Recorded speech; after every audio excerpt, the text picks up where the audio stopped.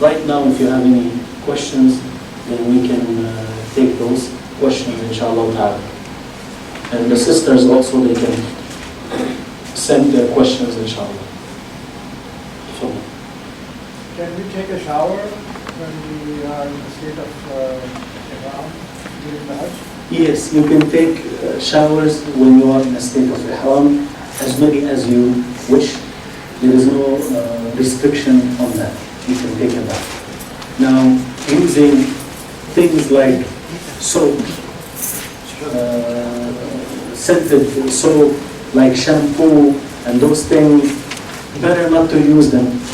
Better not to use them, although they are not really used by the people as perfume.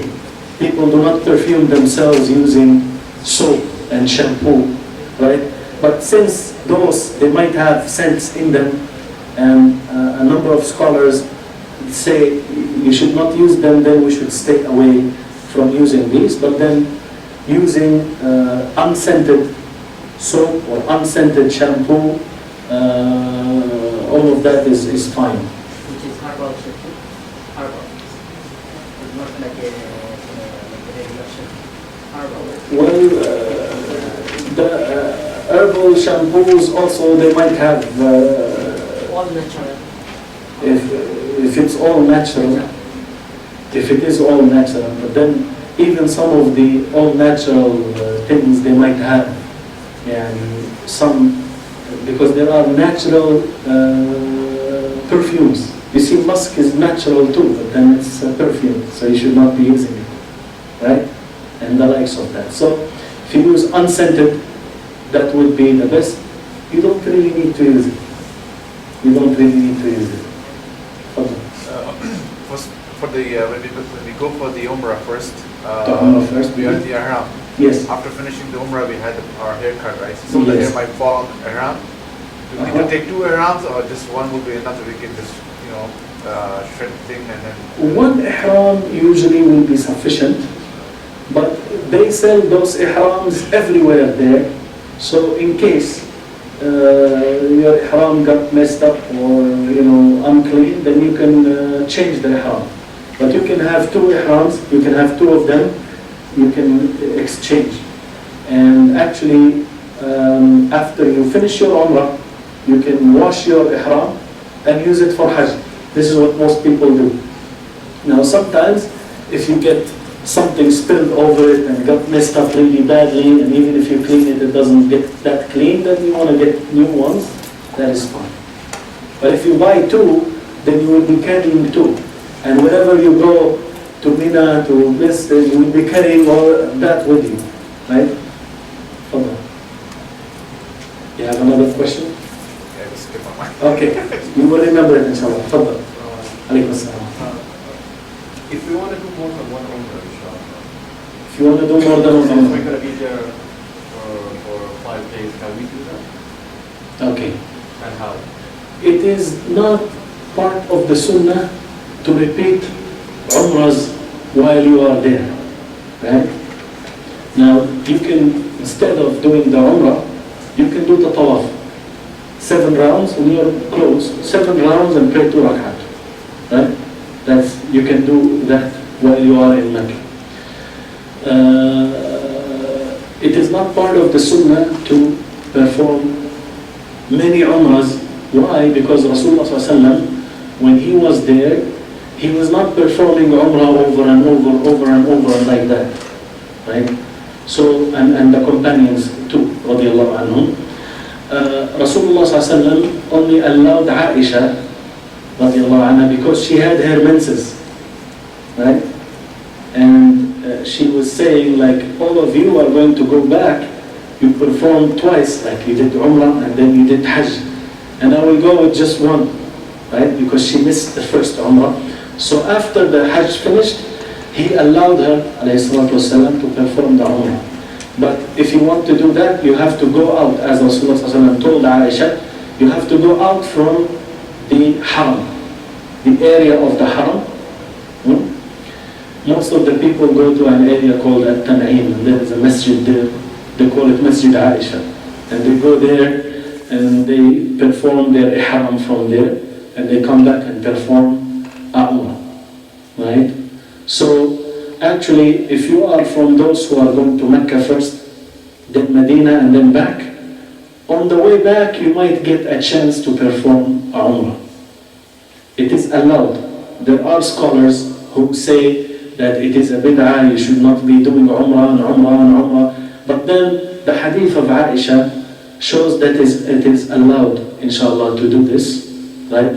Some scholars say you have to wait until your hair grows and then you perform Umrah again. You don't like just do today and then go back. And some people are excessive in this. They might in the same day do different Umrahs in the same day or every day a Umrah. This is something that they do which is not recommended in the Sunnah. And on top of that, they burden themselves and they burden others because many people, it's crowded, so if you repeat and repeat, it's even more and more crowded for the others. So that is the case, Allah knows best. I just asked because I heard that you could perform Umrah for someone who passed away in your family or something like that. Yes, that is on top of your Umrah. Yes, that is okay, and it is allowed to do. It is allowed to do that. A number of scholars of Islam, they allowed this. And the hadith of Aisha, inshallah, is enough for a proof for that. Inshallah, it is allowed. This is what I believe. You will find different statements from the scholars, but then it is inshallah allowed to perform the Umrah again, especially if you have a reason like what you mentioned, you are doing on behalf of someone who passed away, like a father or a brother or like that. And I won't be in the group that goes and stays in Mecca first for 5 or 6 days, so I will have time to... Yeah, inshallah, it's okay, you can do it. And the best, as I told you, is when we leave from Mecca to Medina, and then on the way back, if we come early enough, because sometimes it's like that day, the 7th, it's really, really crowded. You don't want to do Umrah during that time, but then it depends. If we come earlier than that, maybe you will get a chance to do it. And if you choose to do that, leave hair so you can, right? But then don't do like some people, they will do a first Umrah, they will shave this half. And then the second Umrah, right? It's not allowed, this is called qaza in Islam, to shave part and leave part, right? Like the mushroom cut that they have here. And they cut this and they leave this and they cut what's under. That's not, it's not allowed in Islam. So you trim from all over, and then when you do another one, you trim from all over again. And if you waited, as some scholars said, that would be better. If you wait until time allows for the hair to grow, like becomes black again, and then you cut. No, just the extension, brother, Yes. of his question. So you're saying, do we have to go back to Miqat? Let's say that I'm going with the same group 5 days in advance. Mm-hmm. So inshallah, in Makkah, you perform the Umrah for yourself when you get there. Yes. And then, let's say the next day, if you need to perform for someone, Mm-hmm. like deceased father or brother, can we do it the next day, or do we have to go back to Miqat?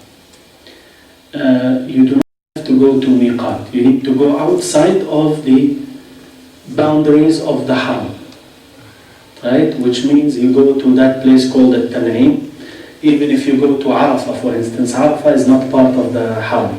It's outside of the Haram, right?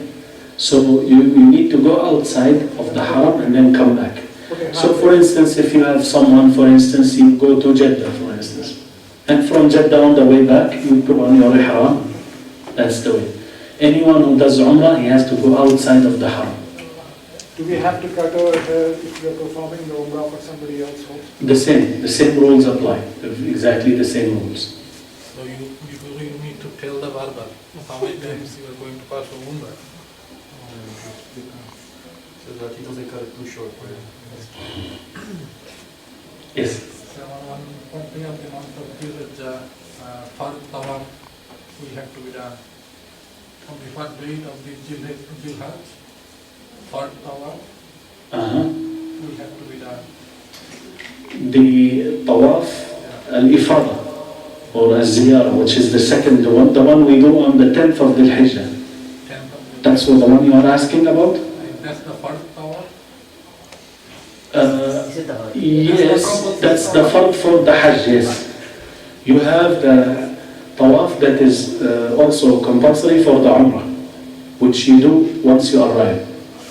You do tawaf around the Kaaba and then you do the sa'i, right? This is for your Umrah. Now, the second time, you do the tawaf around the Kaaba and the sa'i also 7 rounds between Safa and Marwa, that's for your Hajj. On what day of Dhul Hijjah? On the 10th of the Hijjah, the 10th, which is the day of Eid. That's when we do it. Now, if you are unable to do it on the 10th, you can do it on the 11th. Some people choose to do that. Some people choose to do that. They will delay it 1 day or 2 days, either because they are sick or they are tired or they cannot, they don't want to go when it's so much crowded, right? So they wait, and you will see people, some of them, you are finished and you've done your ihram, your tawaf and sa'i and came back to Mina, you will find some people still wearing their ihram on the 11th and on the 12th. A few, you will find that they still didn't do their tawaf, so they are still in a state of ihram. So on 10th of Dhul Hijjah, inshallah we'll come back from Muzdalifah to Mecca. We go from Muzdalifah to Mina first, we pray Fajr in Muzdalifah, then we go to Mina, we stone the big Jamrah only with 7 stones, then we cut or shave the hair. Slaughtering can be done on that day, or this is the sunnah, but then usually you will ask your agent to do on your behalf. Then you go to Mecca and do your tawaf and sa'i. So the day of Eid is like a big day for the pilgrims because there are a lot of things that they do on the day of Eid. On the 11th, 12th and 13th, it's only the stoning after Dhuhr. So it's not a major thing. But then on the day of Eid, they have a lot of duties that they have to look after. After performing tawaf and sa'i, and again we'll have to go back to Mina Yes. on the same day. Same day. You do tawaf and sa'i, then you go back to Mina and sleep over, stay the night over in Mina. same what day? Same Day of Eid. The day of Eid, yes. 10th of Dhul Hijjah. Is a busy day, yes. Very crowded day. But you are out Yes. of Ihram, right? You are out of Ihram after you stone. After you stone, Jamrat al-Aqaba, then you would shave, you would slaughter, then you would change your clothes into the normal clothing. No, just the normal clothing that you wear. Yes, not So we do that, means going back to Mecca, to Haram, after hitting the 7 stones to Jamrat. And then we remove Ihram after 7 stones to Jamrat. So it means when we are going to Haram, we are in normal clothes. Yes. We don't need Ihram on that. No. Usually how it happens, practically, you will either take your clothes with you in your bag in Mina. So basically after you stone, you will shave. The barbers will be there in Mina. Then you will take a shower there in Mina and put on your clothes and perfume and like this, then go to the Haram. Or better than that, some people would do, they would stone. Then, because we have that building close to Mina, so you will go to the building, right? And then you change there and you have your shower and everything, then go to the Kaaba. It's easy for them. Yes. So you don't need to carry your stuff, you just need to go to that building because the building is available for us during all the days of Mina. The building is available. And all the luggage, put it there.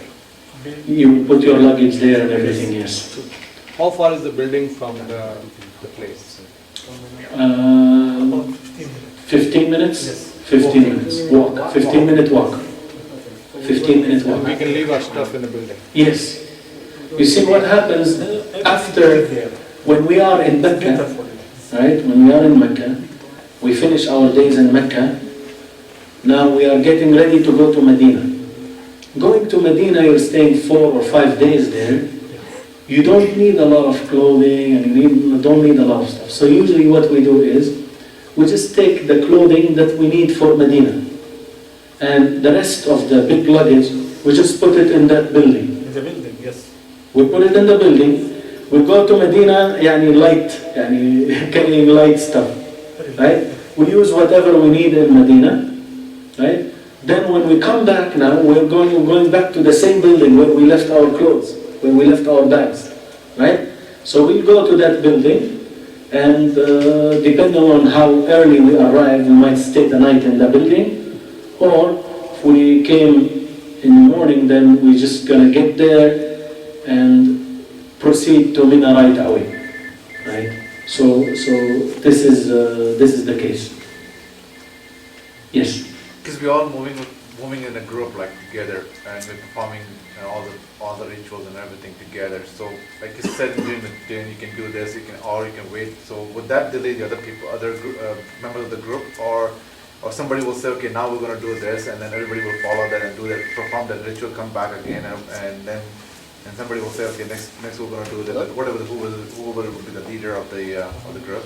Yes. Is that going to happen? The leader is going to give the choice to the members of the group to do whatever they wanted to do, or he will say, okay, now's the time to go and hit the stone. Everybody will get up and go and hit the stone and then come back and whatever it is. Is that what is? No, usually people would go on their own. Okay. People would go on their own because this is much less of a hassle. Because waiting for each other like this, it delays everybody. So as long as they know what they're doing, then they will go and do it on their own. The only case is when you have someone who's taking his mother and his father, for instance. This son is going to be with the mother and the father. They're elderly, he needs to look after them. So everything they will do together. So he's always with them to look after them. But the rest, they will just go on. Sometimes they will go as a group together because they are leaving at the same time. But then, while walking, some of them will be delayed here and there, so they might not even see each other except after they finish the whole thing. Right? Because it's so much crowded. You might go to stone, then you come out, you don't find your people. So if you're going to wait, you might miss them, they might miss you, and you don't want to stay waiting for each other, right? But then usually this is how it happens. If you go husband and wife and like that, they usually stick together. Mm-hmm. Yes. But the transportation is always together. The transportation of the bus, yes, the buses is provided. With the group. Yeah, everything is with the group, yes. For the, But every step, somebody will be guiding the people, that we are going to Mina or we are going to Muzdalifah. Someone will be guiding, or we'll have to do everything by our own. Like when we... Summarizing or briefing, the briefing is always there, because we are together. Like if we're going to Medina, we'll be in the same bus. Right. If we are coming back from Medina, all of us will be in the same bus. Yeah, right? So we are together. Is okay, but somebody will brief, like leader of the group or somebody who is in charge of the group. Yeah, of course, there are administrators there. These are the steps we'll be taking there, and it will approximately 2 hours or 1 hour. And these are the various dua we'll be performing there. Little blacks as you have explained now. Those reminders will be there, inshallah, depending on which bus you are in. Exactly. Right? So that is the case. Especially for those people who will be going for the first time. Mm-hmm. But those things are very easy. That's why you need to try to study so that you don't have to be guided in each and every step. So you will be reminded briefly here and there, and will be times where we will meet there in the hotels. There will be reminders and lectures, right, to remind the people of the things that are forthcoming. When we are in Mina, all of us are in the same tent. right? So we are going to be having reminders in the tent, right? When we are in Arafah, we are moving together to the same tents, in the same bus, right? So we will be, for most of the cases, we will be together for most of the cases, right? So that is the... But we have to respect, brother, we have to respect the time. If you go from Mecca to Medina or back, and all the people, please respect the time, because one of them we can't move from Medina to Mecca until all the group inside the bus or the airplane. If someone is late, the whole group will be late. Go to the shopping, go to the like this, and leave the group and all the group waiting for him. It's very, very, please, very attention. You wanted to say something? Keeping the cell phones, like, is it allowed during Yes. Hajj time or? Yeah. Yeah, there's no problem, inshallah. Cell phones. You can wear your watch if you want. There's no... You can have something to put your money in, or a wallet or something like that. There's no harm. Like any wallet that we can wear on the neck? Wallet to wear, any type of wallet that we can wear on the neck, or we can have on a belt? That's fine. The clothing that is not allowed or that is prohibited is the clothing that is made to fit the body part. Like you see, this hat is made to fit the head. This shirt, you have a sleeve, is made to fit the arm. Those things are the things that are prohibited. Anything other than that is allowed. Swing things, right? The things that are made to fit, right? Because some of us understand makhit as stitched. No, it can be stitched. It can be stitched. It's okay for it to be stitched. But then, it cannot be made to fit. Right? It cannot be made to fit. But suppose, this ihram, for instance, if it is made like this, it has a fold on here. Usually they don't do it, because many people believe that you shouldn't do that. It cannot be stitched, right? But then suppose if it was stitched like this now, folded like this and stitched, this you can use it. There is no harm in it, because it is not made to fit a body part, right? So what is made to fit the body part is what is not allowed. Like for instance, the underwear is made to fit. The t-shirt is made to fit, right? So anything that is made to fit is not allowed.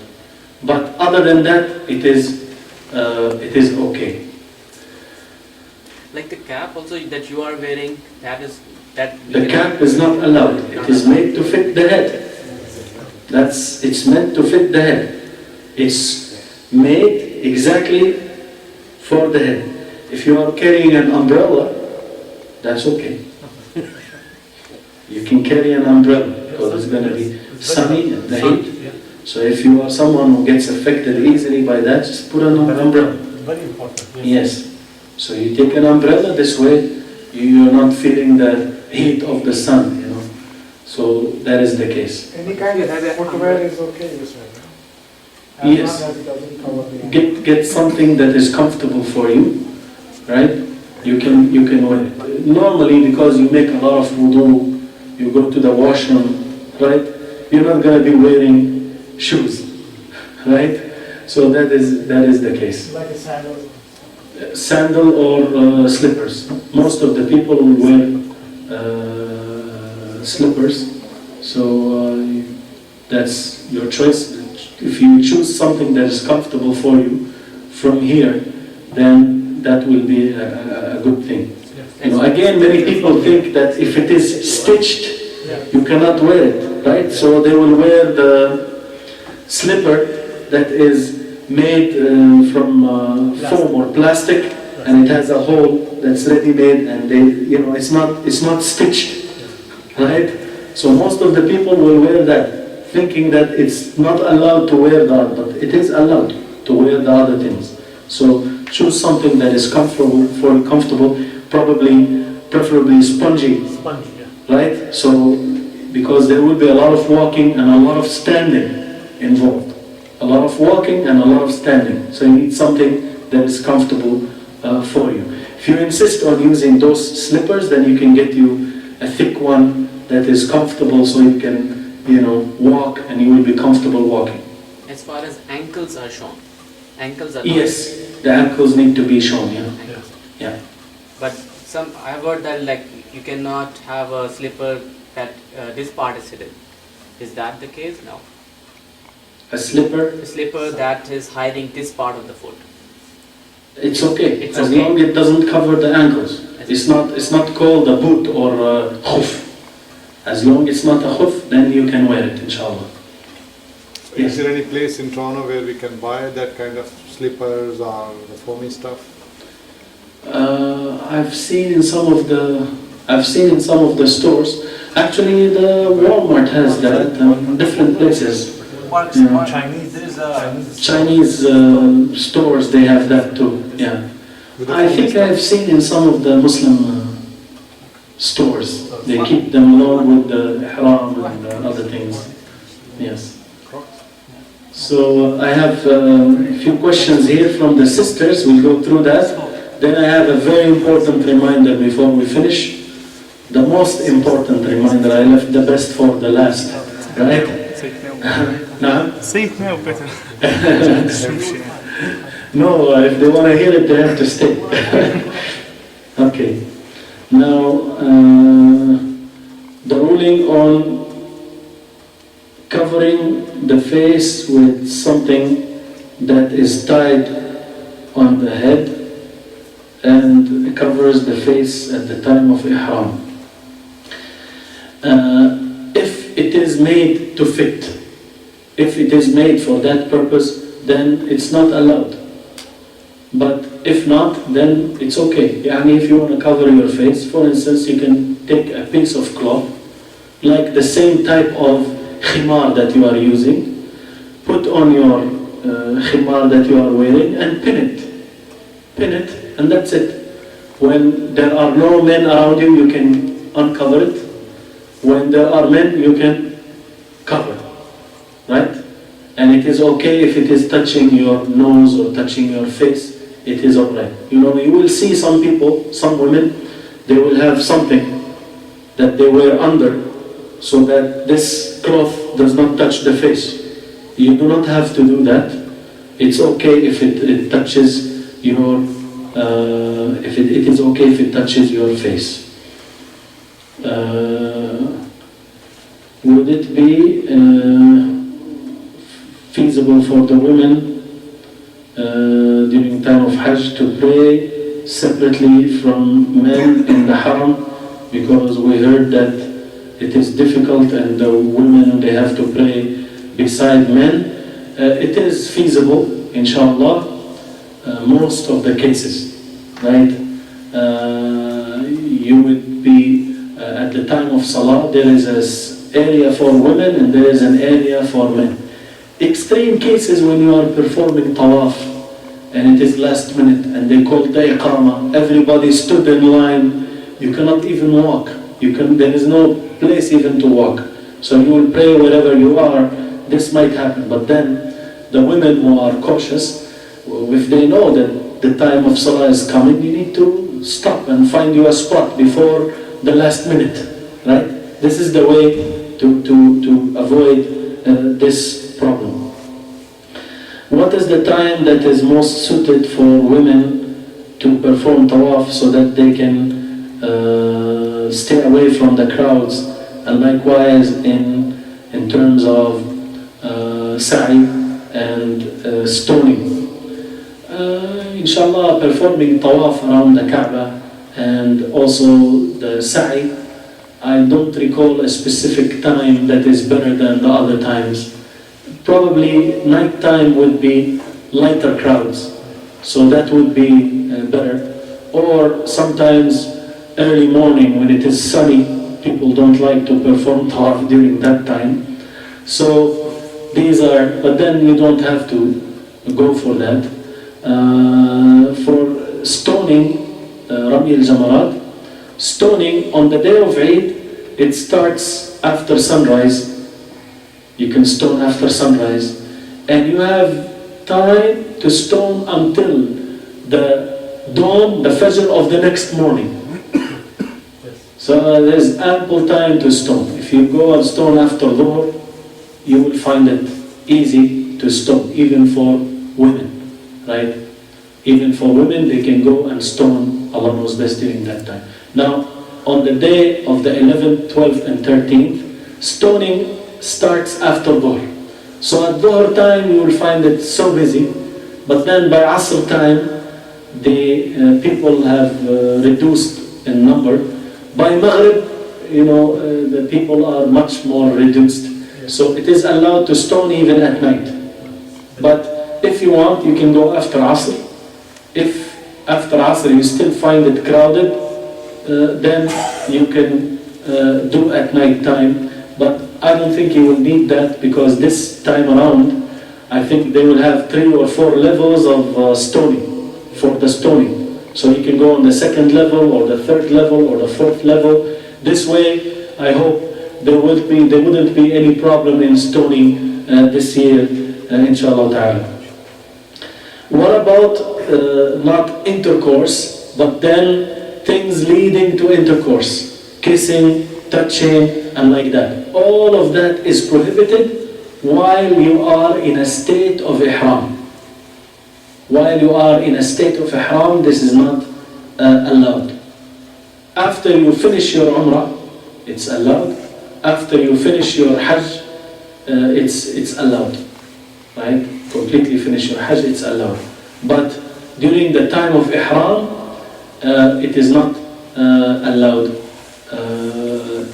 Any of this is not allowed. Of course, this is like touching and the likes of kissing and hugging and like this, which is basically, this is what is prohibited. For instance, if you are walking and your husband is holding your hand to, during the tawaf, and like this is allowed, But then the touching that is with desire, that's the one that's not allowed. This is a good question here, and that is, can the woman say, Allahumma mahilli haythu habastani, to avoid things that will happen? This is a very good thing, an excellent reminder from this sister. This is something that I forgot to mention, and that is, sometimes you want to perform Umrah or Hajj, but then after you go into a state of Ihram, something happens to you.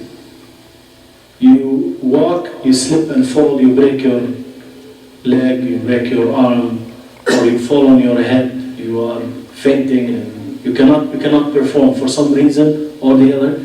You cannot perform your Hajj or Umrah. So what happens if that case happens to you? If that case happens, then if you cannot go on, then you will basically come out of your ihram. You need to slaughter a sheep, and then the next year you need to come and perform that, right? The following year, go back and do your Hajj, right?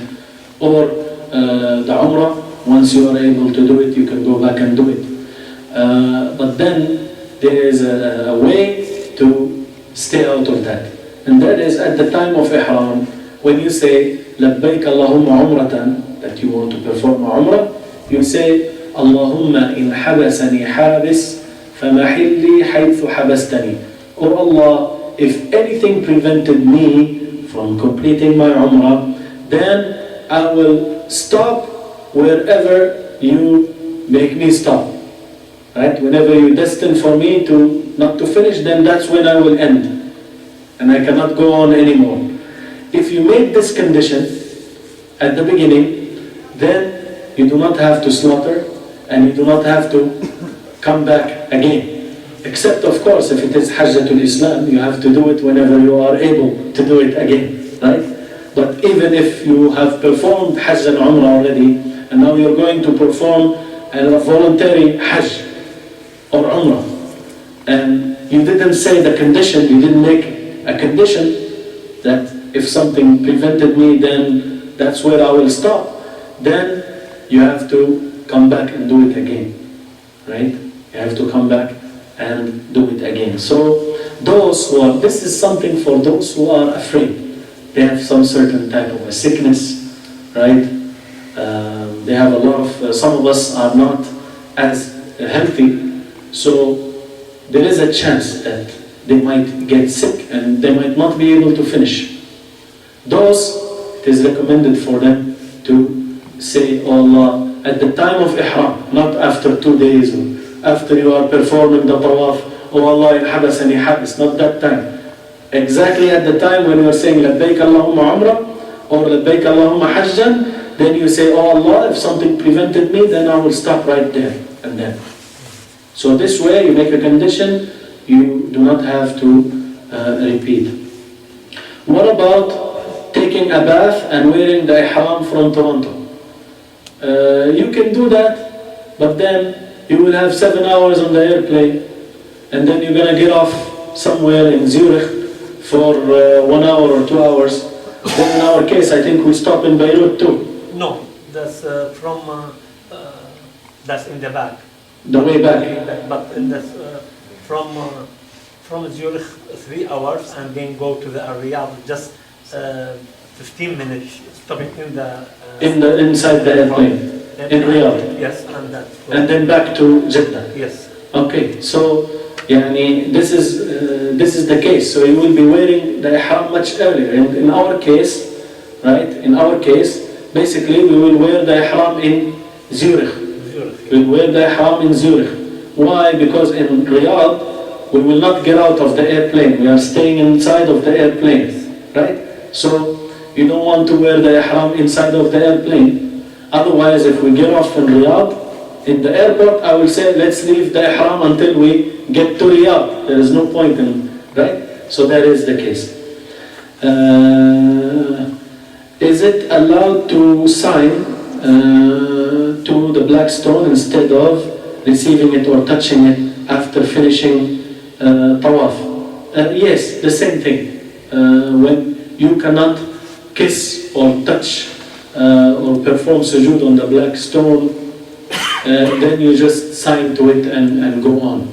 Now for the Yemeni corner, if you can wipe over it, then you do that. If you can't, you don't sign and you don't say anything. You just continue going on. Now these are questions. On top there is the word toothpaste. Can we use toothpaste? You can use toothpaste. Better not use the scented ones. Use the unscented ones. Use the unscented ones because anything. In performing Hajj, you are trying to minimize the use of pleasures and enjoyments and like that. Al-Hajj al-Sha'ithu al-Tafi. The Hajj, the performing Hajj, you are like dusty, your hair is messy, right? So that is the case. It doesn't mean that you need to look really bad and you can still have a shower, but then you are missing some of the extra things like perfume, like this. You are doing it for the sake of Allah. And this is one of the things in al-Ihram, so you stay away from that. Once again, there are certain things that the people do not use to basically perfume themselves. You don't use, for instance, soap. I'm perfuming myself with soap. You don't use that. You use perfume. But then still, since it is scented, a number of scholars said, "Oh, this is scented. You should not be using it because it's perfume." Right? So that is stay away from it. That is the best. For the teeth, you can use the miswak, and in this way you will be using cleaning your teeth, and you will not be using something that people will tell you don't use this. It's not allowed, right? So that is you don't need to start discussing and arguing, because this is the one of the things that you want to be away from during the Hajj. And this brings me to the very, very, very, very important thing that we said we're going to leave at last. Well, there are more questions. Is there a way to wash clothes in Mecca or Mina in a time when you need that? Yes, there are a lot of laundry places, and you can wash by hand also. Like in Mina, those would not be feasible in Mina, the dry cleaning places, although In the building. you are close to the building. So you can hand wash, and you just hang to dry. You will get used to simple things in that place, and you will find yourself that you are being creative there, doing simple things that will make you get by. You will do those things that will do without having to have the regular luxuries that we are used to using. About night time in Muzdalifah, should you pray at night and like that? Rasulullah sallallahu alaihi wasallam, this is after, on the night of the Hijjah, the day of Arafah, after we move from Arafah to Muzdalifah, we pray Maghrib and Isha. Shall we spend the night praying and doing dhikr and like that? The answer is no. Rasulullah sallallahu alaihi wasallam, he went to sleep after that. So you go to sleep, and this sleep, inshallah, with the intention of being the next day strong, and on the day of Eid you have a lot of things to do. So you need to be awake and you need to be strong, right? You don't want to be tired on the day of Eid, right? So you go to sleep, and in the morning you wake up, you pray Fajr, and then you do dhikr and dua.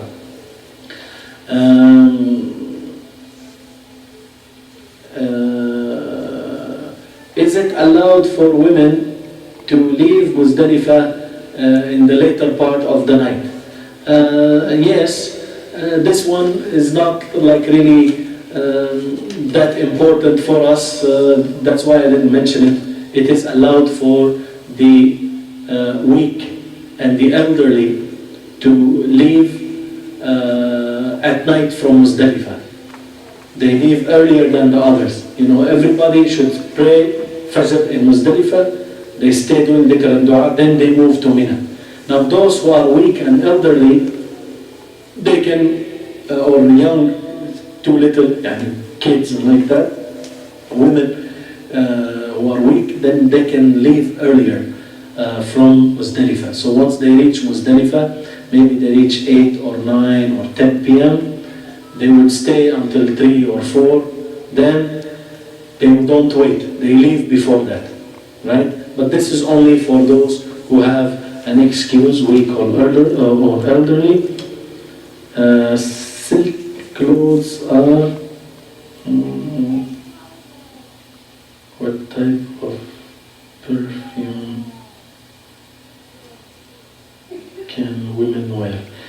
The silk clothes are fine or cotton ones. The women, they are allowed to wear silk clothes. For the men, of course, silk is not allowed, whether it was ihram or not ihram, right? But we are talking about the real silk, not this cheap fabricated thing that they call silk, right? It's the real silk that's not allowed, right? So for women, silk is allowed. What type of perfume can women wear?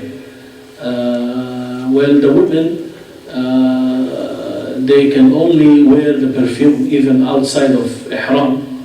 During the regular days, they are not supposed to wear perfume when they are around strange men. So if they go out of their homes, they are not allowed to wear perfume.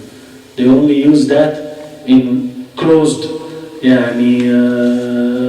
places where they are with women only, or they are with their husbands and kids and like that.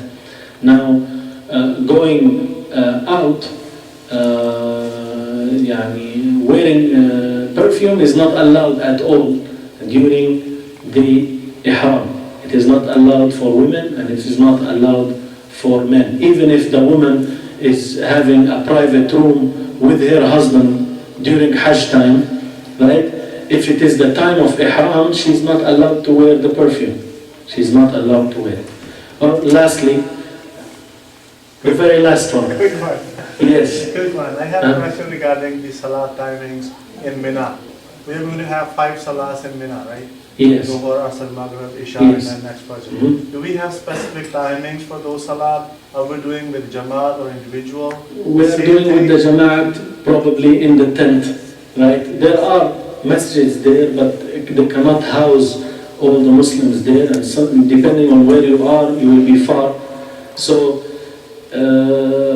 you will be performing the prayer in Jama'ah in the tent all together. You know, the people will get ready, make wudu, and then pray We together. announce the timings first and then Yeah, usually it's practical, you know, like you will find the brothers, oh, we want to pray, do you have wudu? Let's wait for you a little bit and please go make wudu. And you will find someone waking you up for Fajr, someone making the adhan, alhamdulillah. Yeah. If you, the people in your tent do not wake up that early, make sure that the other people in the other tents will make you awake. You know? So inshallah this is all will be done there. Now the most important thing that I said I'm going to leave at last is this is a very, Hajj is a pillar of Islam, and you want to, as Allah said, لا رفث ولا فسوق ولا جدال في الحج. No rafath. Rafath means intercourse and what leads to it. And also it means the obscene language that the people will use. It's very strange to hear words that you cannot imagine a Muslim is saying this, let alone a pilgrim.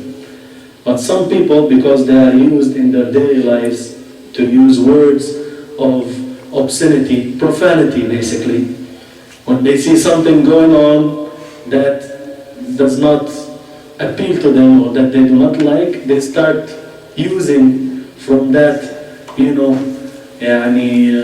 horrible ocean of words of obscenity and profanity that they are used to, so they start talking like that.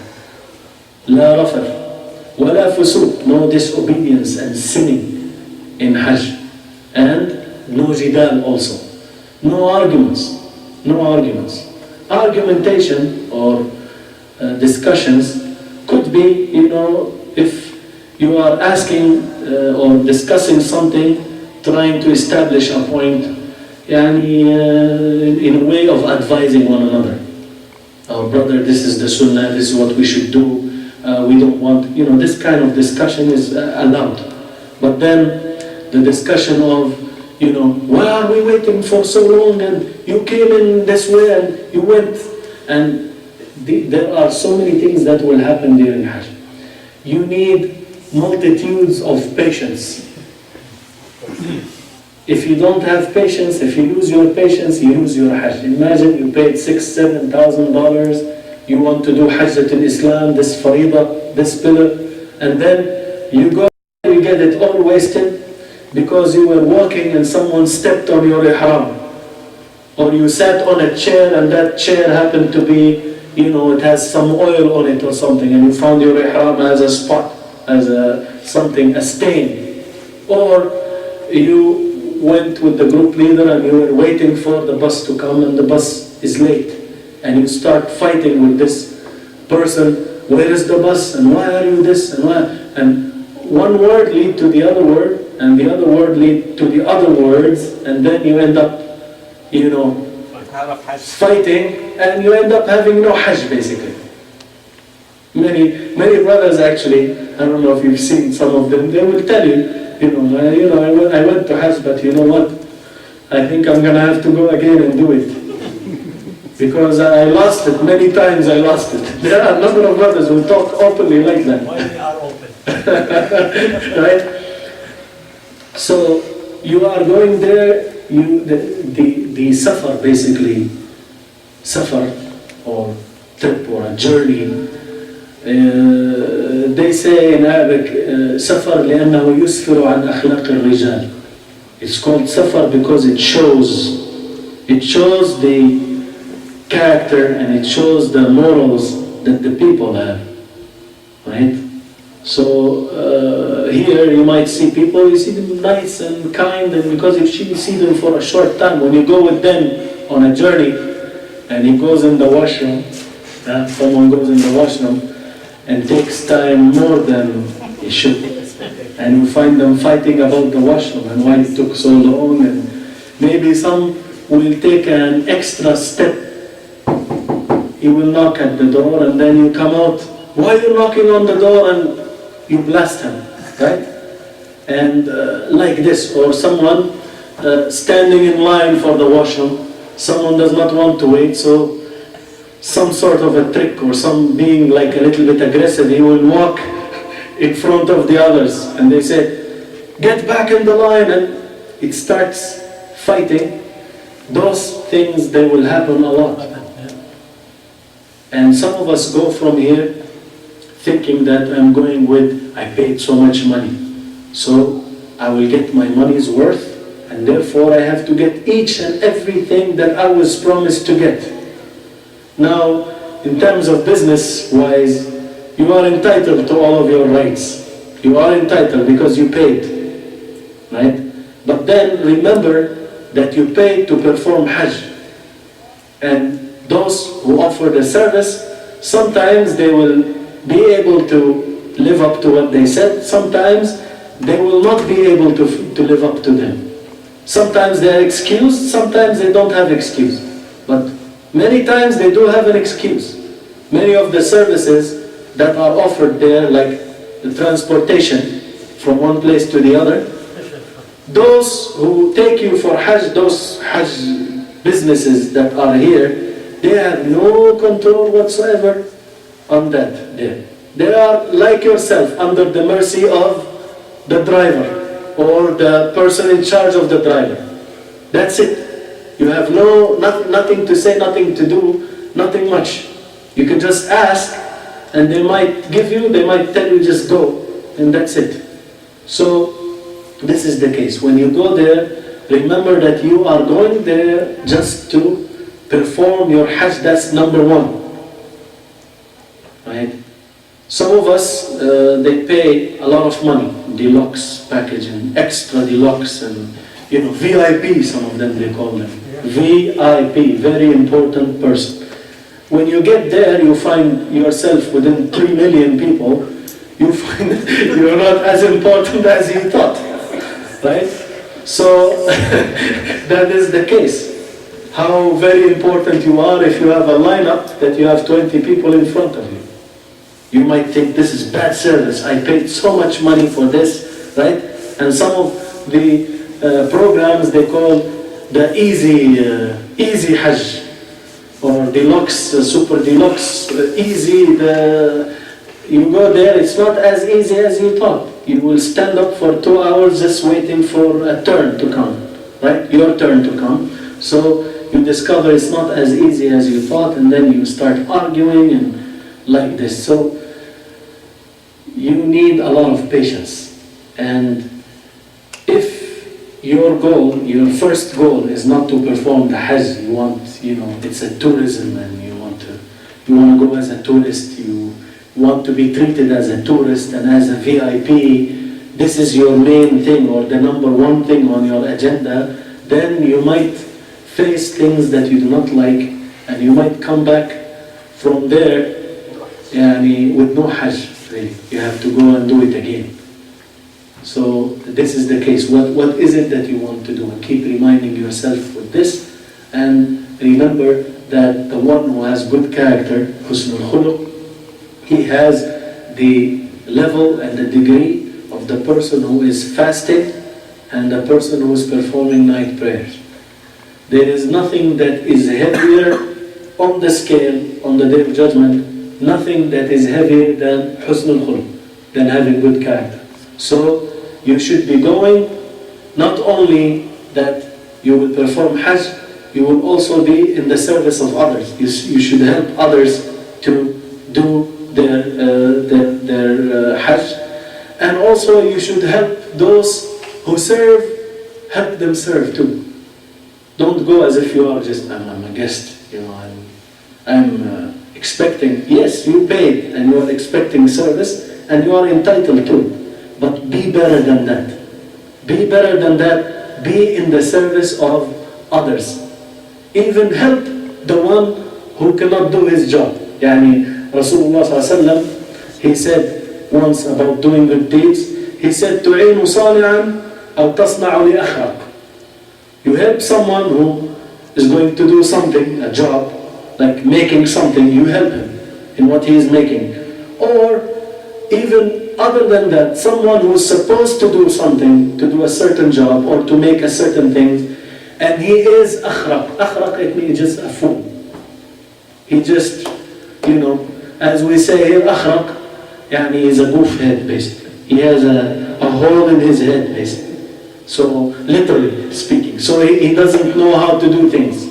So one of the hasanat that you can do is help this person who is akhraq, help him to do his thing, his job. This is something, a good deed that you can do in Hajj or outside of Hajj. But then when you are in a place that is overcrowded, overwhelmed by people, then each helping hand counts. Each helping hand counts. So you be also helpful, you be in the service of others, and you will see that there will be a lot of people who will be as an example.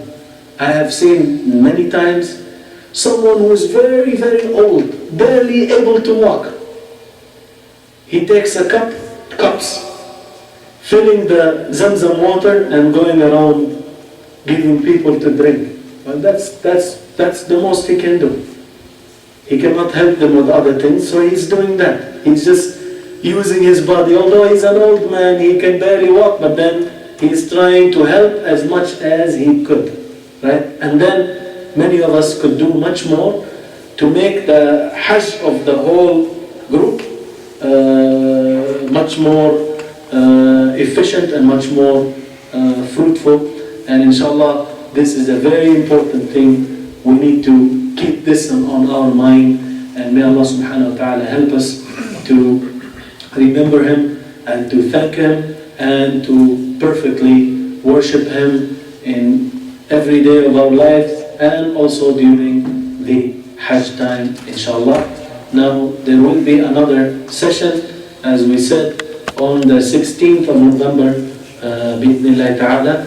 So if you are going to start reading. If you didn't start reading about the subject, and maybe while you're reading, some questions will arise, then you are ready to ask them next time we meet. Other than that, every Friday between Maghrib and Isha, I'm here, and every Saturday between Maghrib and Isha, I'm here, inshallah. So if you have any question, we have regular lectures, so you can come and ask those questions that you have in mind, inshallah ta'ala.